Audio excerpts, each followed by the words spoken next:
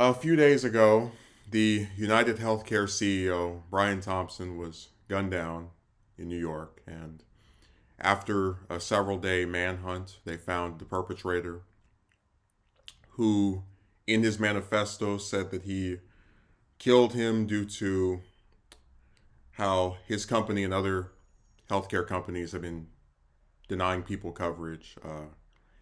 And there's been a lot of outcry on social media. People have been shedding tears at the passing of such an honorable gentleman that was in charge of a company which, again, denied people coverage, which oftentimes leads to their passing due to them not being able to afford to pay it out of pocket.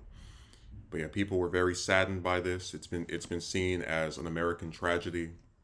All jokes aside, what's been really interesting to watch uh, is that there are few issues in the U.S. which just unite people across the board, and one of those is healthcare costs. Like there's not a single non-wealthy person who would tell you that the United States healthcare system is trash. And you had someone like Shapiro, everyone's favorite commentator, trying to say that the Democrats are celebrating deaths and killings, and I was thinking to myself, okay, first of all, you're full of crap. One, because you're seeing conservatives also be like, okay, fine, whatever, he got what was coming to him. But secondly, if you support the death penalty, which is state sanctioned death,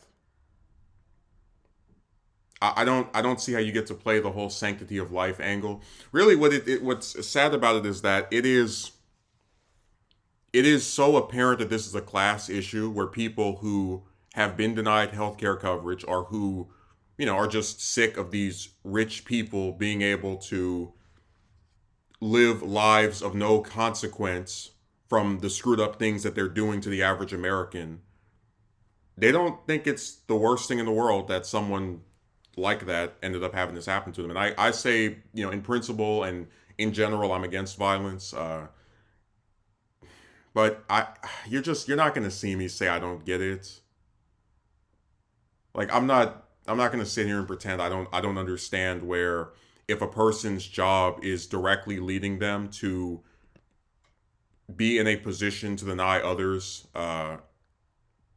coverage or something that will benefit them both in short term and in the long run. I'm not going to pretend that person does not deserve to be despised or at least widely disliked, especially when his family admitted he had death threats before then.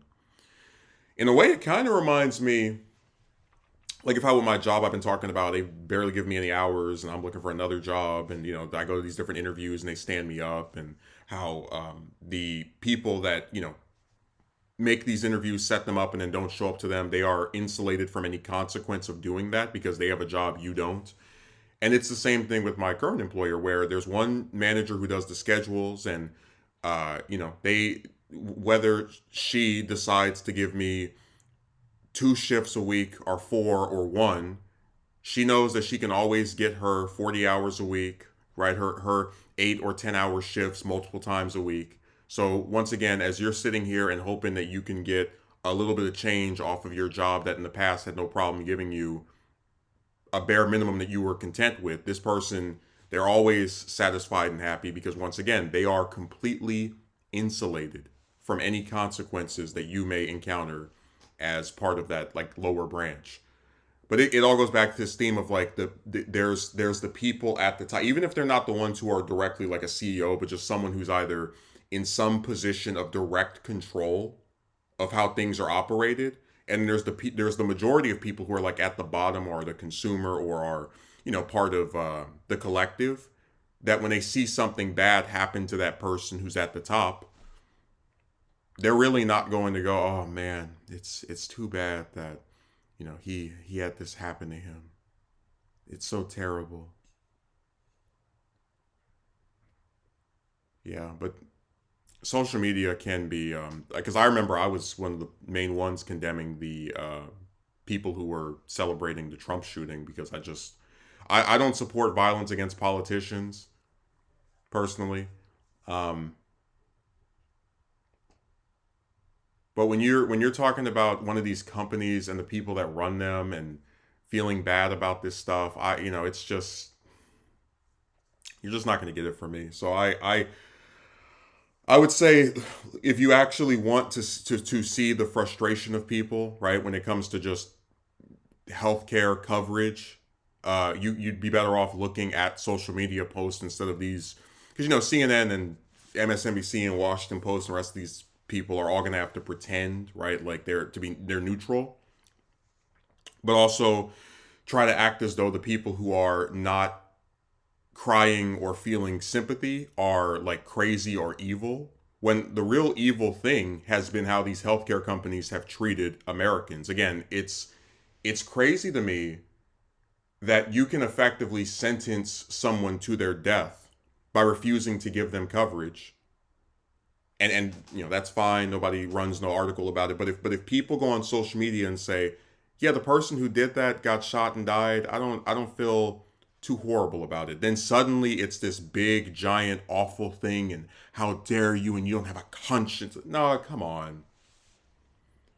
Like I said, this is not about thinking it's right to kill CEOs or people on top of these companies, because I would in principle say that I don't, but I'm not. But what should be the main topic of discussion here is if people are so outraged and frustrated and pissed off at the jerks running these places and basically running their lives into the grounds in the process, maybe the conversation should be about that instead of one, millionaire or billionaire not making it to, destroy another life for another day.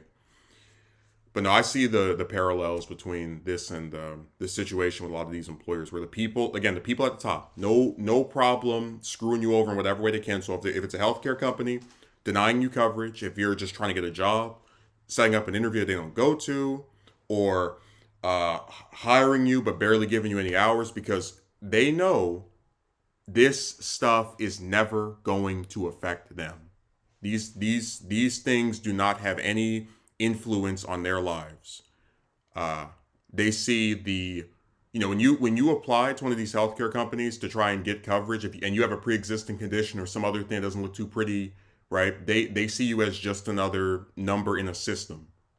And in many cases, a lot of older people are actually discriminated against because they're like, hey, this person's already 80 something, let them go die. Like it's the whole for profit and greed stuff really just has eroded any human decency, and that's why you're not seeing human decency given towards this CEO in his passing.